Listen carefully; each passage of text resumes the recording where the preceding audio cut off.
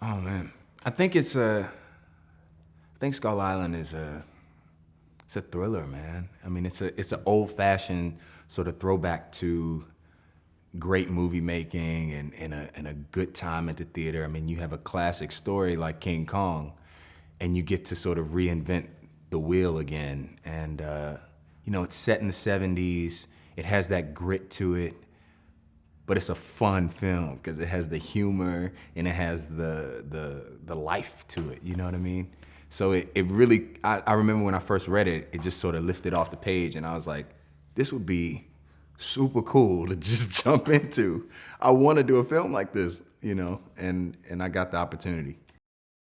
I mean, it's a bit of a shadowy organization. You don't really know sort of what they do, and Brooks only knows so much. He only knows that Randa has these ideas about these monsters, and he's only seen these fossils, 1,000-year-old fossils, and these bones and these pictures of certain things. But I don't think he believes it again.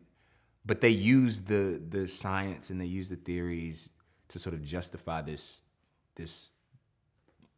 belief in sort of protecting the world from these monsters.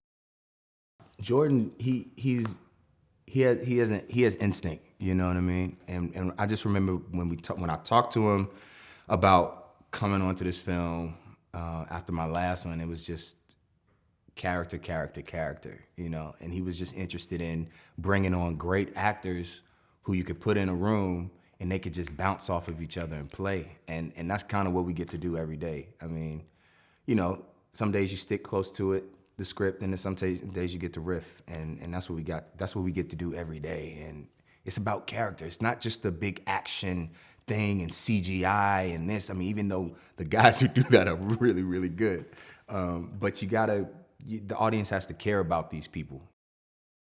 I don't know. I don't know, man. I don't know yet because I'm right now I'm in it, so it's crazy. But I just feel like people are they're just gonna enjoy it, and as sort of cliche as that sounds, it's one of those films that you go on the ride and you just enjoy the ride.